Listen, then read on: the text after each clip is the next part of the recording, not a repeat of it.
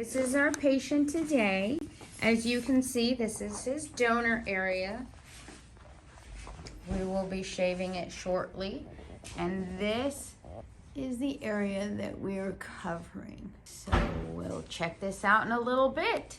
Okay, folks, as you can see, we've marked his donor area now.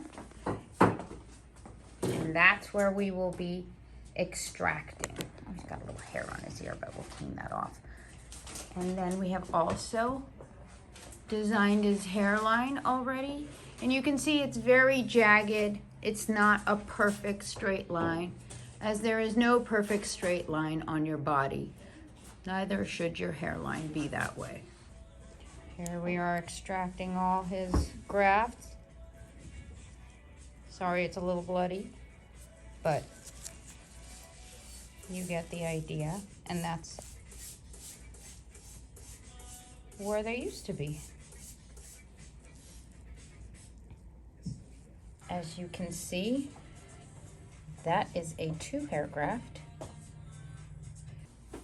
Okay, we have reached the end, and you can see where we extracted all his grafts. As you can see, we left the middle open because if his crown does dip, we didn't want to take grafts that were not permanent. I'm going to go right here above so you can kind of see where everything was placed.